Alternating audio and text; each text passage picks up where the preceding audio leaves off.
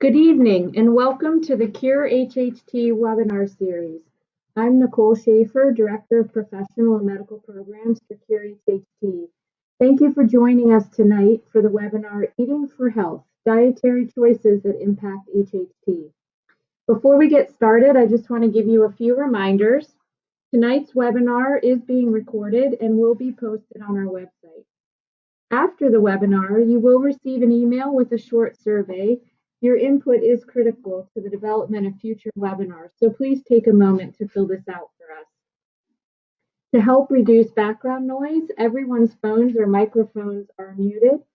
So to ask questions at any point during the webinar, go into the gray panel on your screen and type your question. I will ask as many questions as time allows during the second half of this call. There is a section in that control panel for handouts. You'll notice that there are 5.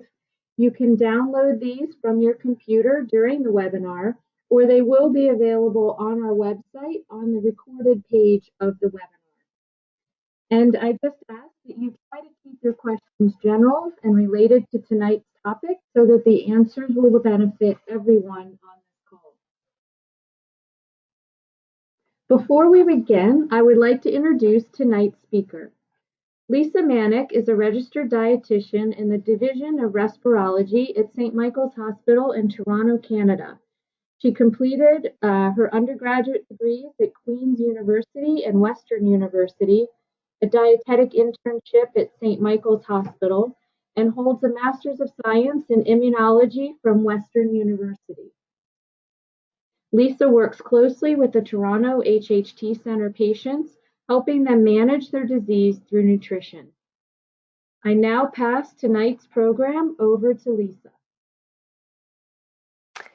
Thanks, Nicole, and thank you to Cure HHT for inviting me to speak today.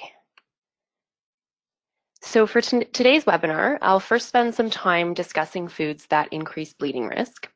After that, I'll switch gears to discuss dietary iron, and this will include food sources of iron, dietary factors that potentiate or help and inhibit or hinder iron absorption, and finally, dietary strategies to manage the side effects of oral iron supplementation.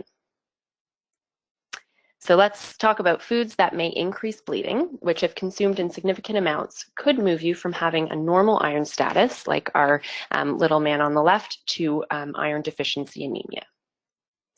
So foods can promote bleeding through a variety of mechanisms. They can increase the flow of blood by causing blood vessels to relax. They can inhibit platelet aggregation or platelet stickiness so that platelets cannot clump together to form a plug to stop bleeding. And this is similar to how aspirin works. They can affect the blood clotting process, which is referred to as anticoagulation. And this is by interfering with steps within the coagulation cascade. This delays or decreases the production of fibrin, which is a protein that stabilizes the clot. And you can think of fibrin as sort of a mesh. And this is similar to how warfarin works. Finally, foods can promote bleeding by affecting the metabolism of blood-thinning drugs, which can cause the level of these drugs in the body to go up. And a common drug interaction is with warfarin or Coumadin. I'll be focusing on a handful of foods that may promote bleeding in today's webinar. However, there are many foods not on this list that you may have read about or have found to be triggers for you. So in the interest of time, I've narrowed it down to the most popular foods and those that have stronger evidence to suggest that they may promote bleeding. However, if you're interested in learning more about natural health products, which are often referred to as herbal supplements, there's a handout attached to this webinar, as Nicole mentioned, and it was created by the pharmacist at our HHT Centre several years ago. So I would refer you to that for a bit more information. Now I'm going to go through each food on the list and provide a little bit more detail. So oily or fatty fish includes salmon, mackerel, herring, trout, sardines, and albacore tuna specifically. There's conflicting evidence regarding the dose of omega-3 that's required to promote bleeding, but essentially it's omega-3 fatty acids in oily fish that increase the risk of bleeding, and this is thought to be at doses of greater than 3 grams per day. To put this into perspective, a 3.5 ounce serving of fish, which is the size of a deck of cards, contains 1 gram of omega-3. So your risk of bleeding will likely increase if you're eating more than 3 servings of fatty or oily fish per day. Oily fish is thought to promote bleeding through antiplatelet effects, and this is supported by in vitro studies, which are those done in the lab, and also animal and human studies. Garlic contains a component called ajoine, which is interestingly present in fresh garlic, but not in cooked garlic. The effect is dose dependent, and it's observed in doses of more than 5 grams per day, which is the equivalent of about 2 to 3 cloves of garlic. Ajoine binds to platelets irreversibly, meaning it binds and it doesn't let go, and it reduces their stickiness, and this can last up to 5 to 7 days. Garlic has also been shown to affect the coagulation cascade, giving it anticoagulation effects, and it can enhance the effects of warfarin and other blood thinning drugs, and this has been supported by in vitro studies, animal and human studies. Raw ginger contains a compound called gingerol, which has been shown to interfere with platelet clumping, and it may also increase blood flow. The literature on ginger is not conclusive, but lab studies suggest that it may increase bleeding. But human studies and animal studies haven't actually shown this effect.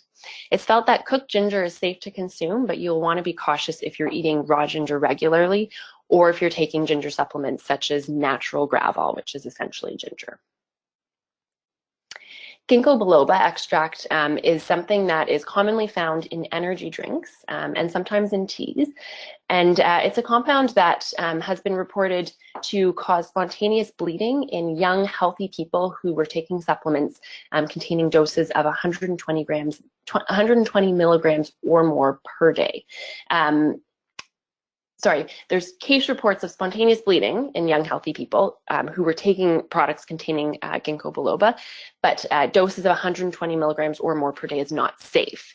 So to put this into perspective, a can of Rockstar energy drink has 150 milligrams, which is above what's recommended to be safe. So this is something that should not be consumed and should be avoided.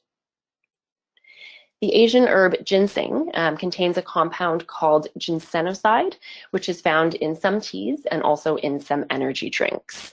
As mentioned before, there's some in certain brands of Rockstar and also in the energy drink Sobe. And it may promote bleeding by interfering with platelet clumping, and it may also interact with warfarin. So this is something that would be safe to avoid. Turmeric, which gives curries their bright yellow color, contains an active component called curcumin, which has been shown to have antiplatelet effects in lab studies. The results from human research are inconsistent, with some studies showing increased bleeding risk when it's combined with blood thinning drugs, and others showing no effect. So until more is known, it's recommended to use turmeric cautiously, especially in combination with anticoagulant and antiplatelet drugs. And the amounts typically used in cooking may actually be too small to notice an effect on bleeding. So you may be okay with turmeric in regular cooking, but certainly you'll want to avoid turmeric supplements. Alcohol may promote bleeding through a few different mechanisms.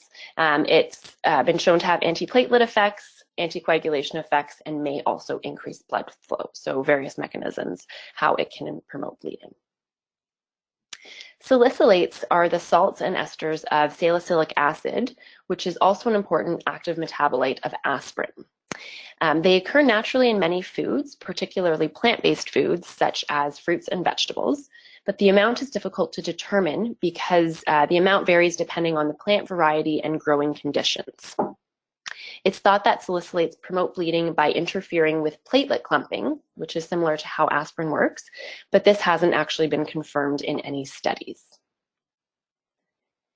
There are many conflicting salicylate food lists available on the internet and in various other sources. So I'm not going to show any of them because it's impossible to say which one is right considering the variability that I've previously mentioned.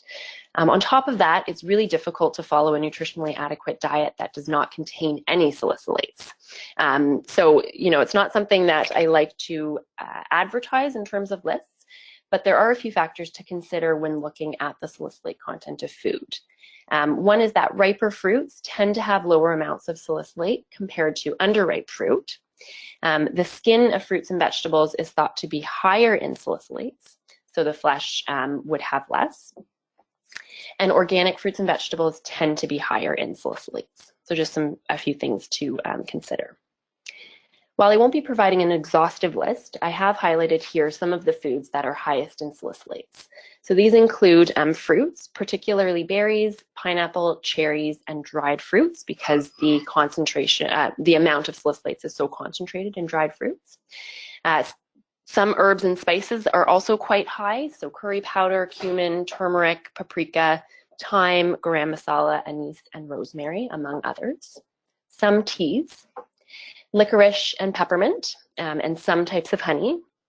And then vegetables, some tend to be quite high in salicylates, but this really varies, and so it's hard to know based on different studies, quantities, but some of the vegetables that have highest amounts are thought to be eggplant, broccoli, and green pepper. Foods that are low in salicylates include most of your protein foods and grains, so meat, fish, eggs, grains, and dairy products. So it's really important when we're talking about foods to avoid to determine your individual food triggers, because what causes bleeding for one person may not affect another person. So one way of doing this is by keeping a food and symptom record that can help you identify which foods might be causing problems and are worth a trial of elimination and challenge. This can be done using traditional paper-based records or diaries where you record everything that you're eating and then also record your symptoms, so recording your nosebleeds. However, there are apps that could be used to make this easier, and these apps are designed to pick up patterns with respect to foods that you're eating and correlate that with your symptoms. Unfortunately, I haven't been able to find an app yet where bleeding is a symptom, but some of the existing apps may be able to be adapted, where instead of the digestive symptoms, you use a bleeding severity or bleeding scale as your symptom. And if anyone in the audience has tried this, I'd love to hear how it's worked for you. And then after the elimination, recording a food and symptom record, the next step is to try an elimination diet where you eliminate the food or foods that appear to be a trigger for you. And this should be done under medical supervision, either with a registered dietitian or a medical doctor. So as I mentioned, an elimination diet should be medically supervised, and this is to ensure that nutritional needs are being met. An elimination diet should not be followed for any longer than 4 weeks, and you want to ensure that you're having at least 3 to 4 episodes of symptoms in this window of time. Otherwise, there isn't enough information to identify which foods are causing problems. If you notice that your symptoms haven't disappeared or greatly decreased after 4 weeks, this would suggest that either the trigger foods remain in your diet and you're consuming sources that you're not aware of, or that bleeding is unrelated to foods, which could very well be the case. And then after this 4-week elimination period, the next step is a challenge phase where you would reintroduce foods one at a time. And unfortunately, there's not good information with respect to how to approach this for bleeding. But in food intolerance, it's recommended to eat a small quantity in the morning and then have double that quantity of a food in the afternoon and then quadruple the original quantity in the evening. So for example, in the morning, you would have 1/4 cup of the food, in the afternoon, 1/2 cup of the food, and in the evening, 1 cup of the food. And typically for food intolerances, it's recommended to introduce 1 new food every couple of days. But in bleeding, it's difficult. There's not really good evidence to know how long you need to wait before reintroducing a new food, because it's thought that the effects on the bleeding cascade could actually show up a few days later. And it's important that you should not lose weight on an elimination diet, as this could indicate that it's nutritionally inadequate. And also, elimination diets are not appropriate for kids unless you are in consultation with a medical professional. So now that we've spent some time discussing foods that may increase bleeding, I'm going to switch gears and discuss dietary iron and ways to improve iron absorption.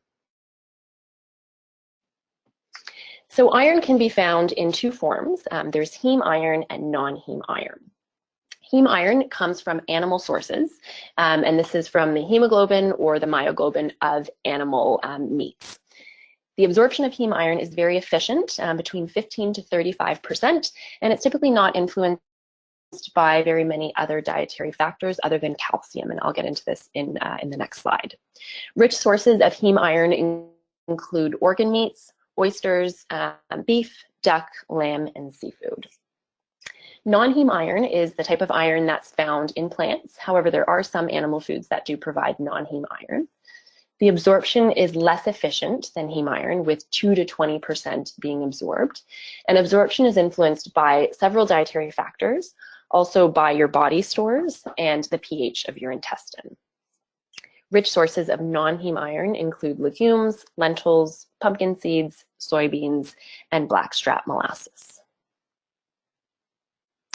So when iron is ingested, it is in your stomach, and heme iron tends to pass through your stomach into your small intestine and gets quite readily absorbed into the intestinal cells.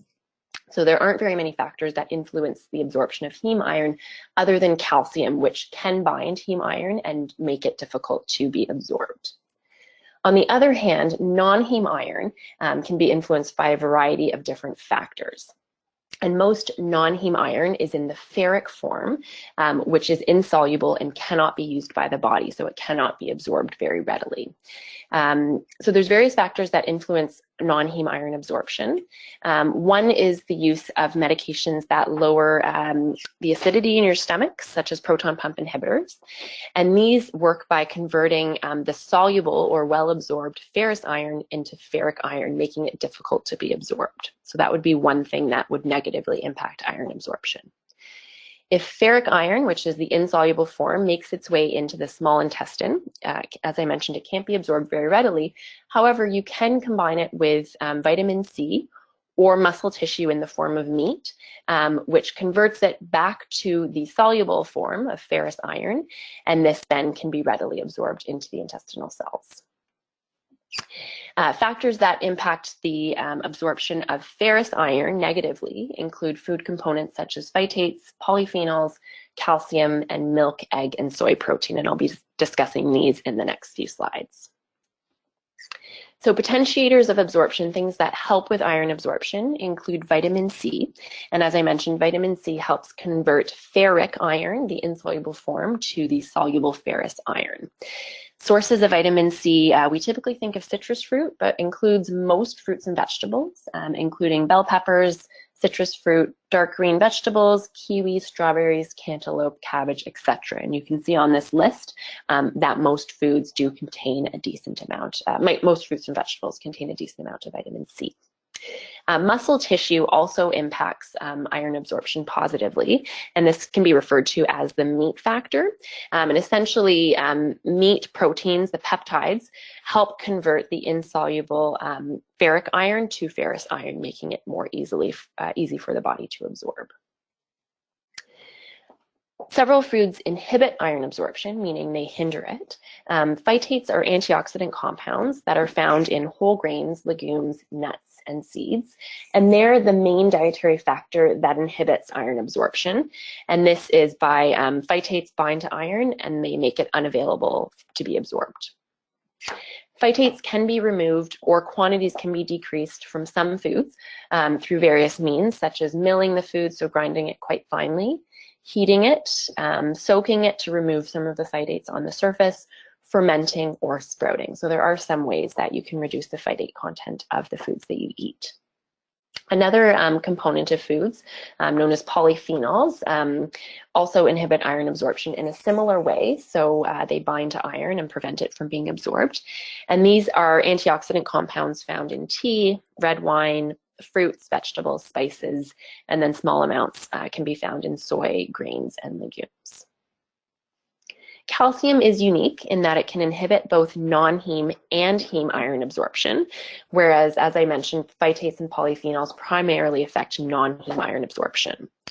It's interesting that calcium, it's found that calcium can inhibit iron absorption, and the studies that have been done have mostly examined a single meal, whereas there have been other studies that have looked at multiple meals with a wide variety of foods and various concentrations of other inhibitors and enhancers of iron absorption. And it was found in a multiple meal study with a wide variety of foods, calcium actually doesn't impact iron absorption all that much. And then finally, proteins that are present in milk, egg, and soy can also inhibit iron absorption. So now you're probably thinking, what on earth am I supposed to eat? please do not remove these foods from your diet altogether. You'll notice that many nutritious, healthy foods contain inhibitors of iron absorption, and it's not that I want you to avoid these foods. And the reality is that if you eat a reasonable mix of foods, the inhibitors and the enhancers of iron absorption will probably offset each other. The one take home is that if you are iron deficient and you're really struggling to improve your iron status, it may be helpful to avoid some of these foods that I mentioned just before, during, or just after an iron-rich meal. Some general tips to keep in mind when trying to follow a high iron diet are to include at least one iron-rich food and one vitamin C-rich food with each meal. You can add cooked beans or lentils to various dishes, including soups, stews, and casseroles. This is a really easy way to get some non-heme iron into your diet.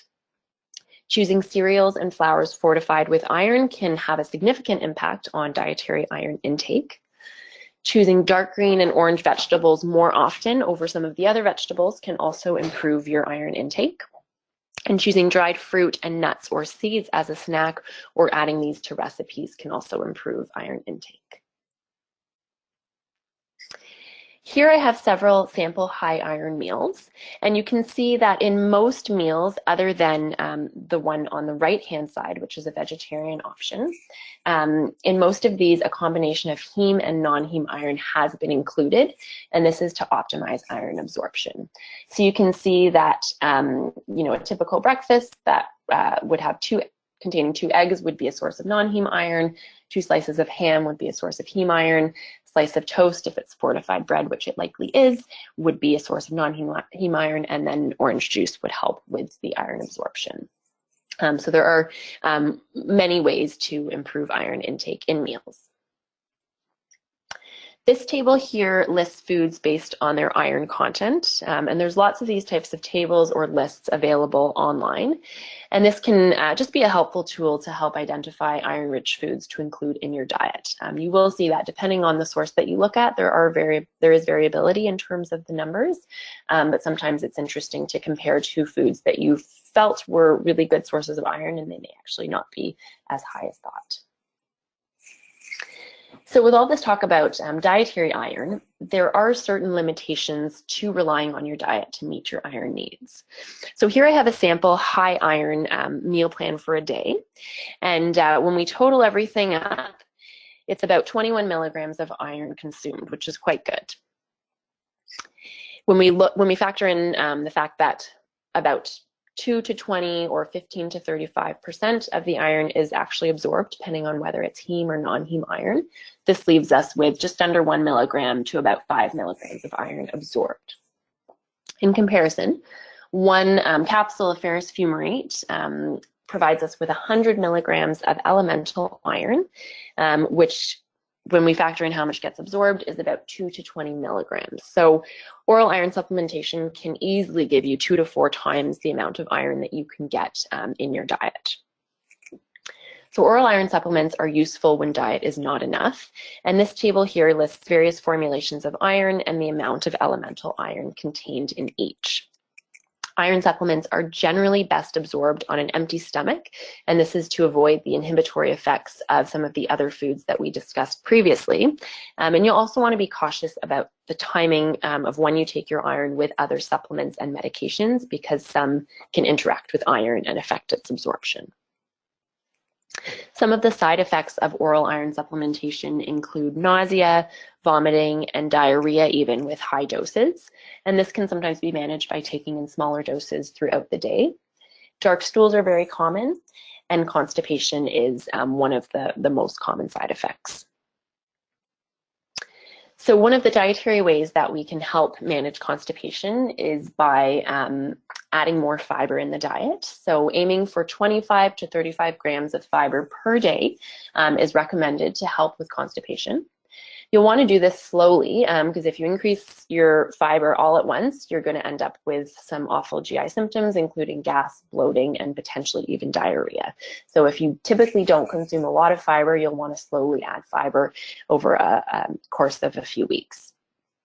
It's best to divide the fiber-containing foods throughout the day at both meals and snacks.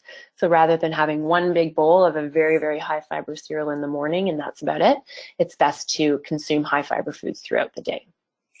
Natural laxatives can also help, such as prunes and prune juice.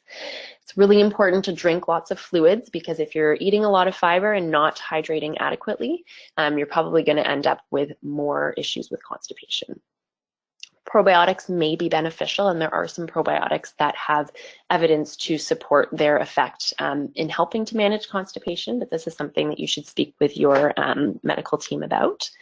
And then laxatives or stool softeners may be required if diet is not enough. And again, speaking with your healthcare professionals is important. So some of the high fiber diet guidelines that I mentioned on the previous slide include eating at least 6 servings of whole grain products daily. And when you're looking at products at the grocery store, you'll want to look for whole grain in the ingredient list, not just whole wheat, because whole wheat doesn't imply that the germ remains. Adding 1 or 2 tablespoons of bran, ground flaxseed, or a very high fiber cereal to your cereal in the morning can help, especially if you don't really like the taste of some of the higher fiber cereals. You can just sprinkle high fiber cereal mixed in with what you usually eat. Consuming lots of fruits and vegetables will also help, so aiming for at least 7 servings a day. Eat whole fruit instead of drinking juice because there's no fiber in the juice, so you're not getting the benefits of the fiber. And then adding barley or beans, peas, or lentils to soup, stews, and casseroles can really help increase the fiber content of your diet. So for instance, spaghetti sauce, if you make it with meat, you can also throw in some lentils. Looking at nutrition facts panels on packaged foods can also really make a big difference in helping you get more fiber in your diet. So when focusing on fiber, you want to look for a product that has more than 15% of the daily value.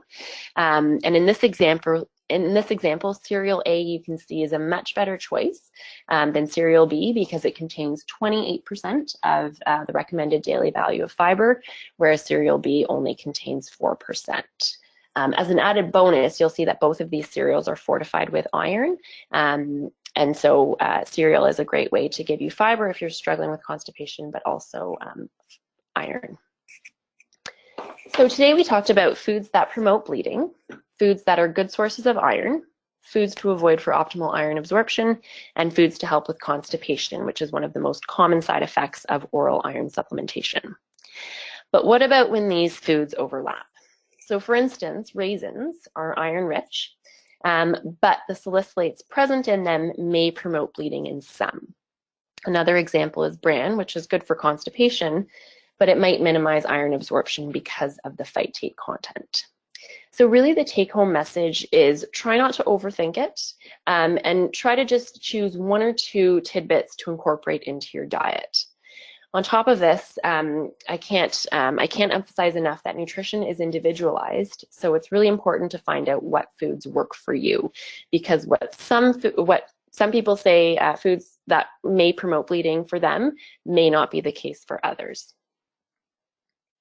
So I'd just like to thank you for taking time out of your day to join this webinar, and thank you again to Nicole and Cure HHT for inviting me to speak.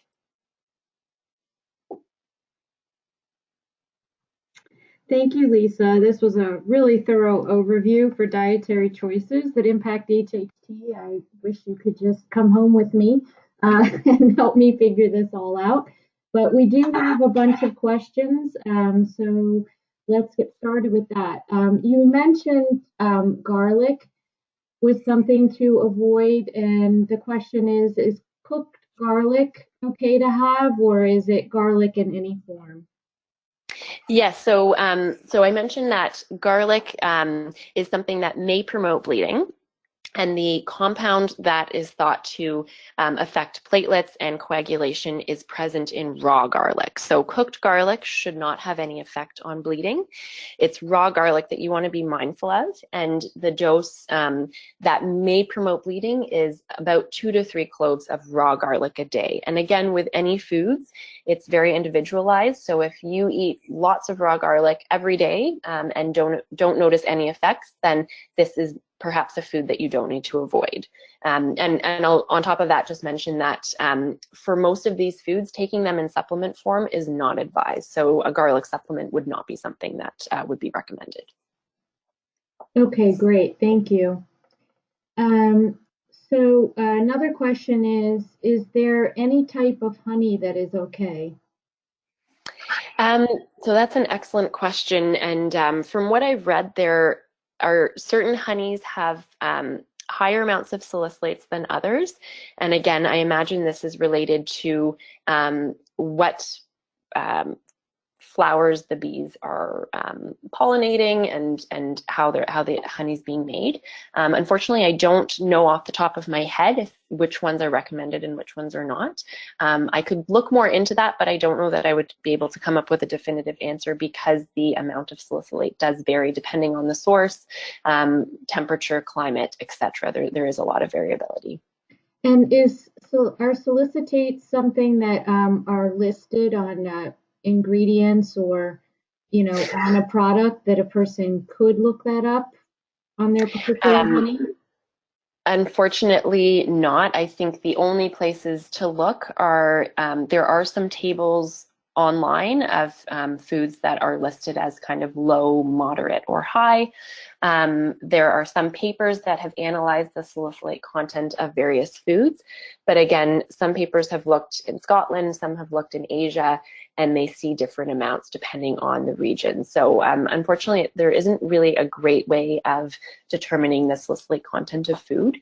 And another interesting thing is that dietary consumption of salicylates, if you were to eat kind of a balanced diet freely, is estimated to be anywhere between 10 milligrams and about 200 milligrams a day. And just to put that into perspective, a regular strength aspirin contains 300 milligrams of salicylate. So, so someone that consumes kind of moderate amounts of salicylates would not come close to what would be consumed in taking an aspirin. Okay, great. Thank you.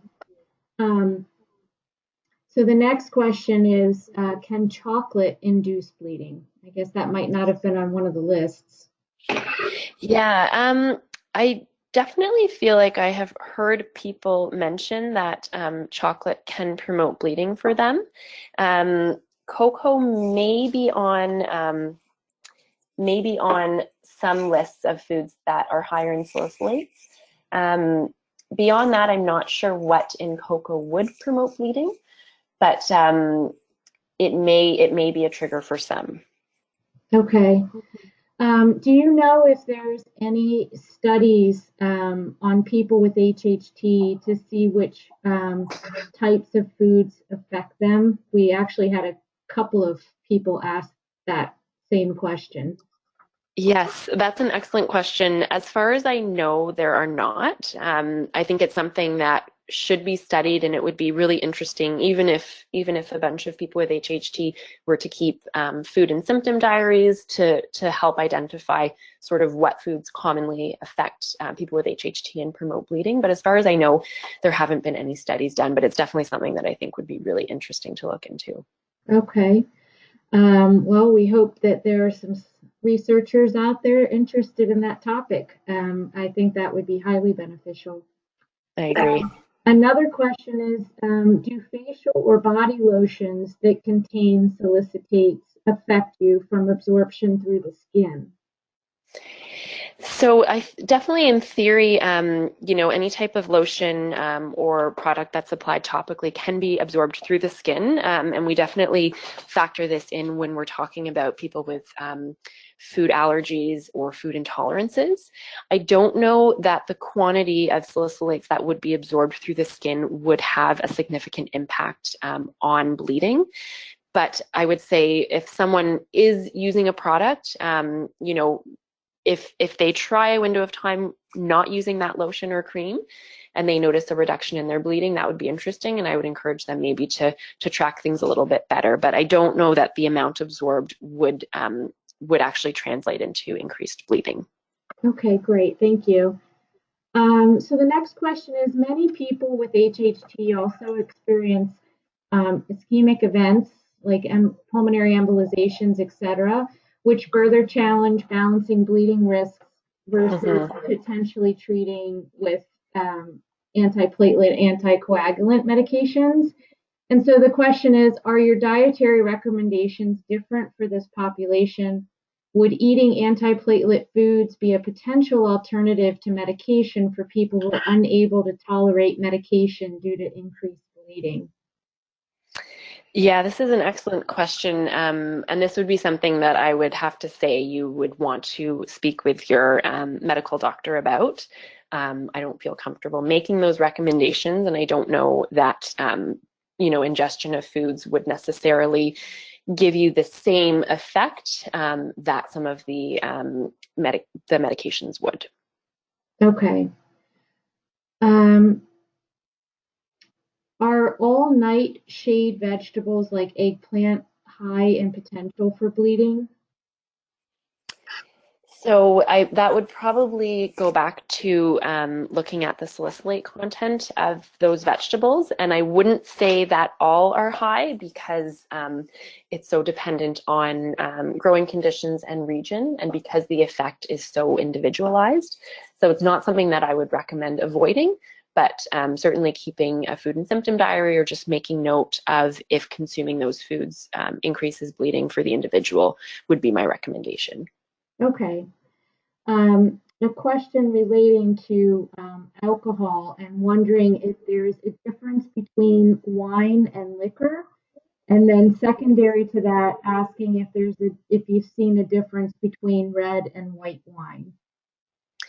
And this is with respect to bleeding? Yes. Okay. So liquor, I would imagine, would be less likely to promote bleeding, assuming you're consuming the same amount of alcohol. So I think it's 5 ounces of wine is the equivalent to an ounce of liquor. I could be wrong on that. So I imagine liquor would have slightly less of an effect because wine does contain some salicylates, whether that's something that the person is sensitive to or not.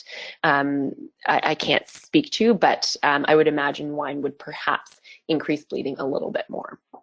Between red and white wine, I'm not sure. You could look online to see if, among the various lists of salicylate content of food, if they vary.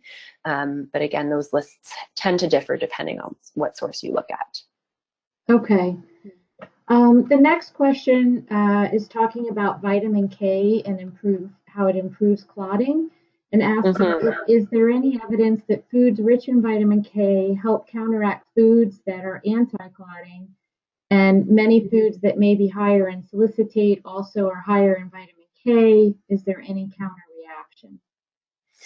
So this is an excellent question, and I tried to look into this a little bit more because it was a question that I had as well.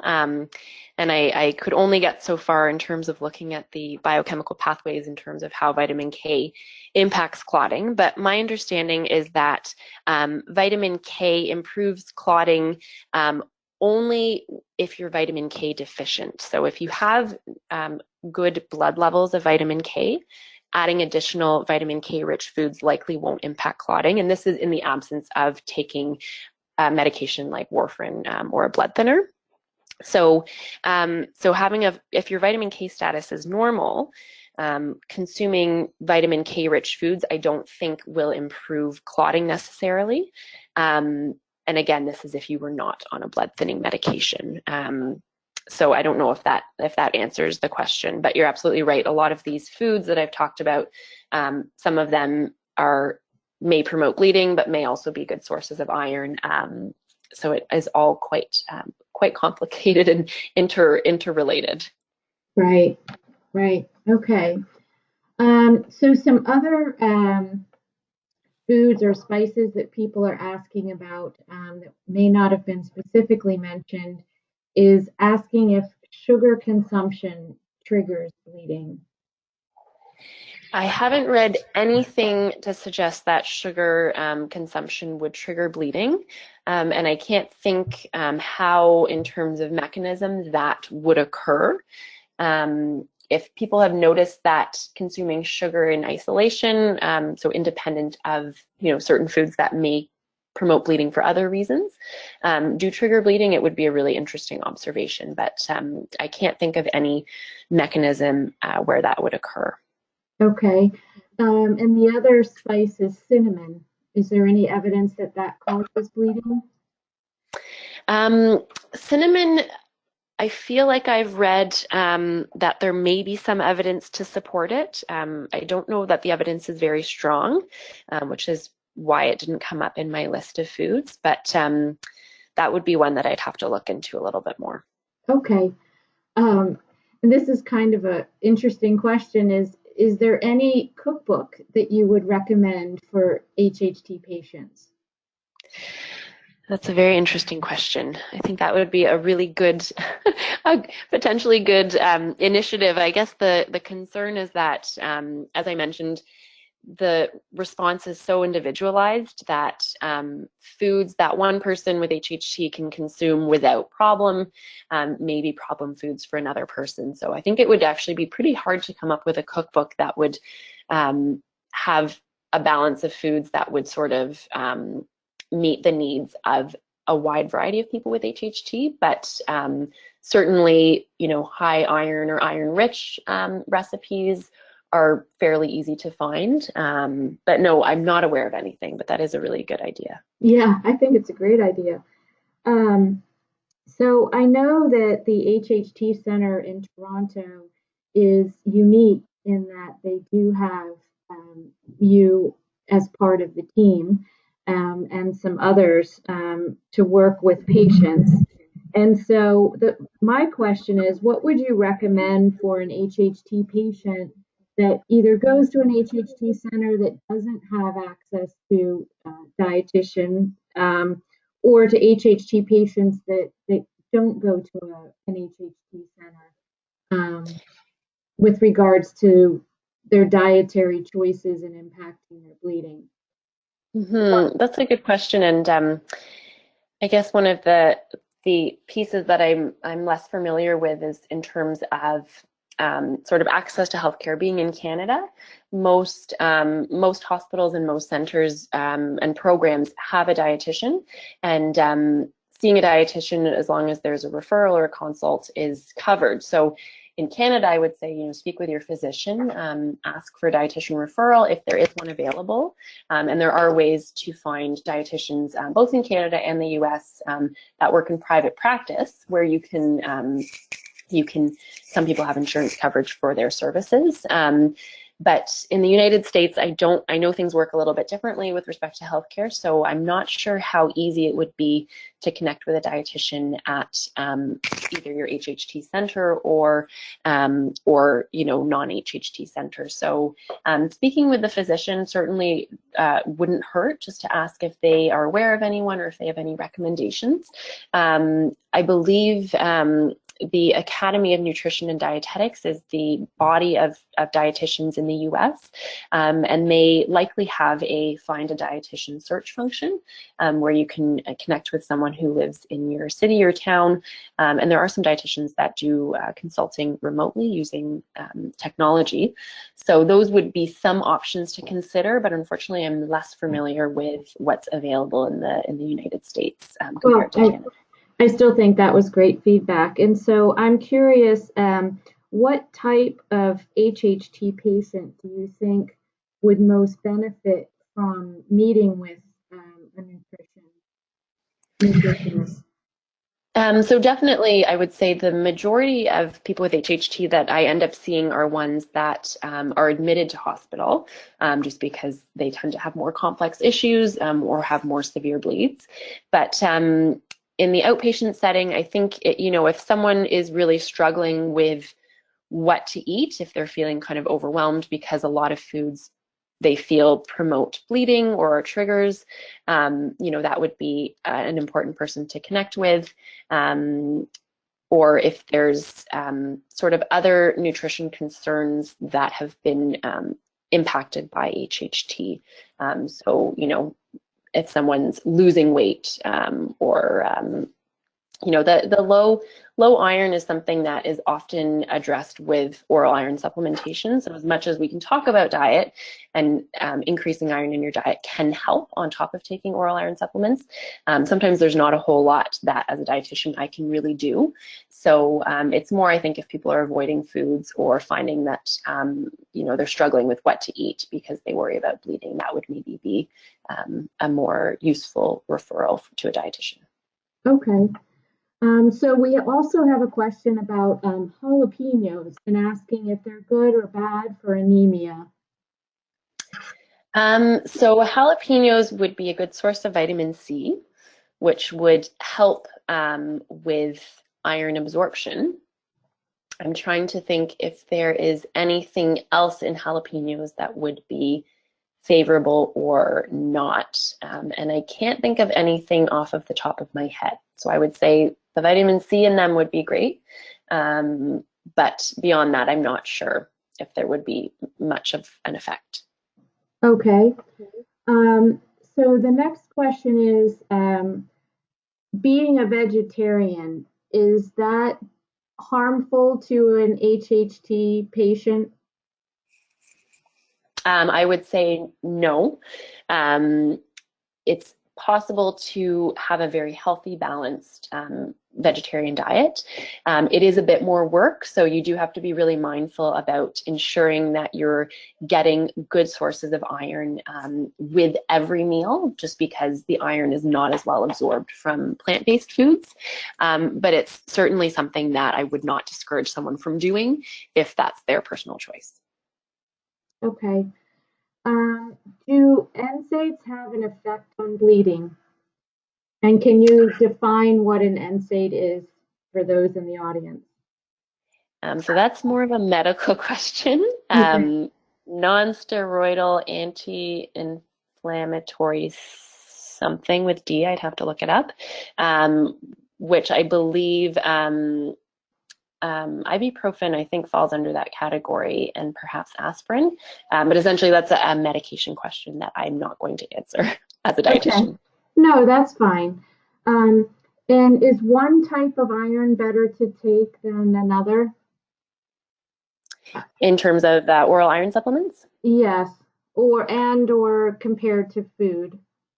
Food, yeah. So certainly some of the the iron salts like ferrous fumarate, ferrous sulfate, ferrous gluconate are non-heme irons. So the absorption of those is not as good as a heme iron. The benefit of them is that they're quite cheap and easy options to take. But there are heme iron-based iron supplements, oral iron supplements that would be absorbed really well. And then there's also some iron polysaccharide complexes as well that are typically absorbed better and or have less gastrointestinal side effects, so less constipation and that sort of thing. But I would recommend speaking with your HHT physician about that. And I believe there are some resources and or a webinar on the Cure HHT website about more specifically about iron and iron supplementation. Yes, that is correct. And so the last question is, could you just mention some of the main heme iron foods again? Yeah, so it's essentially anything that is meat, whether it's chicken, pork, beef, seafood, fish, and organ meats specifically, not that that's necessarily everyone's preference, but they tend to be very high in heme iron, but really any type of animal meat protein would be your really good sources of heme iron. Okay. So we are just so grateful for your time tonight, Lisa, and for everyone who attended tonight's webinar. I think this is a very popular topic, things that are talked about less frequently, I think, when people do visit at an HHT center or if they're not able to get to a center by their local physicians. So we definitely appreciate all of your insight. And I want to thank everyone attending this webinar. for joining us tonight. We have a shared goal, which is to advance one common hope to give those affected by HHT a chance to live a normal life. And this webinar series is just one in many ways we accomplish our mission. We're grateful to the donors of Cure HHT for making this and all webinars possible. Please consider donating to Cure HHT to ensure we can continue to offer high quality education for you and your families. And after the webinar, you will receive a short survey, so please take a few minutes to complete it so we can better serve you in the future. If you weren't able to download the handouts during this webinar, they will be available on the website in the recorded version, and you will receive an email with a link to that recording. Again, I want to thank Lisa for volunteering her time tonight to lead this webinar, which is recorded and will be posted in the resource library of the Cure HHT website. And we've had several people, Lisa, say thank you for tonight's presentation. They're especially grateful and they appreciated all that you were able to provide to them tonight. So I just thank everyone for being here this evening, and I hope you enjoy the rest of your night. Thank you.